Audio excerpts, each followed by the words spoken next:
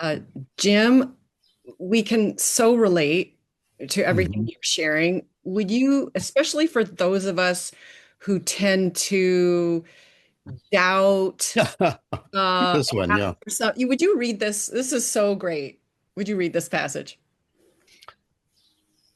Here it was that I was finally getting a glimpse into the notebook from my own school of the soul, and it appeared I had been a terrible student. This disturbed me more than I wanted to admit, being an overachiever with an advanced degree. Progress and evolution? What a laugh. I looked more to be a student in the school for the karmically clueless. Talk to us. Talk to us about the karmically clueless a little more. Well, Because it's going to be yeah. hard for some, for some people to say, but look what he's accomplished. Well, I think some of this was as I accumulated more impressions and a lot of the things I've about lives other than this one with Edouard were very impressionistic.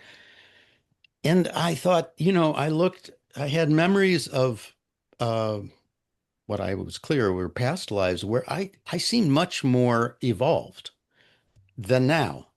Um, and um, uh, it was clear to me that these notions of progress and evolution that we have from this almost psychotherapy notion of growth, as if it's a constant kind of growing forward, evolving forward, didn't mirror what I was remembering. At least, it didn't look to me like there was any great progress in the sequence of things, especially as I began to get a sense of when these occurred in history, in time.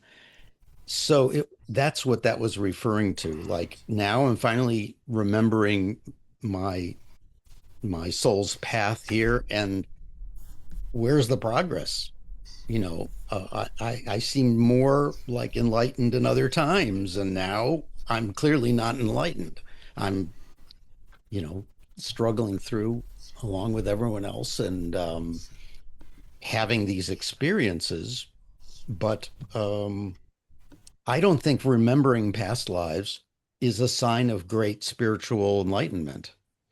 I don't think it gives you a read on Mhm. how that is. I think it occurs for a lot of different reasons. So I don't take the fact that I'm remembering all this as some indicator about me. Right. It's more like I've been given this mission. Okay, write it down. Right. And sometimes past life memory is just a longing for a place we haven't visited in this lifetime, Hmm.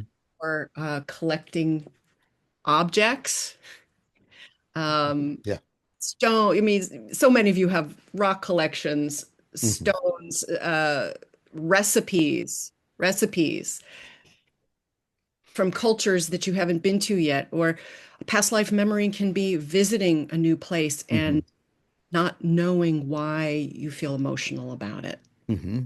I have a love and longing for Ireland, redheaded babies in particular. There's something about that, the accent. I don't logically know why, and I don't have memories of that time, Hmm. but there's something that feels like a resonance for me.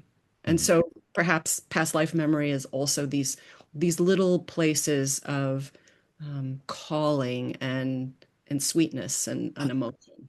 I think what you're referring to, Lisa, also is the most common form of faculty of intuition is not like third eye vision, which I have some moments of. But for most people, it's more like what we call clairsentience, meaning it's the feeling of something. And, but it's also the most challenging form of intuition for the person having the experience because you have to know the difference between your imagination and your felt sense of things, your sense of knowing. And also that form of intuition occurs through the medium of imagination. And how do you know that you're having an intuitive calling to something from a past life when you have an odd feeling like, oh, redheaded babies, love them, which you could also argue is just you're just charmed, right? Or whatever fantasies from too many movies, too many Anglo movies, right? Um, and that sorting out of what is the felt difference between something that's a deeper calling than the form in which it comes to you is, I think, one of the important practices for all of us. How do we know what's coming through the medium of our own embodied soul as something pointing to beyond that?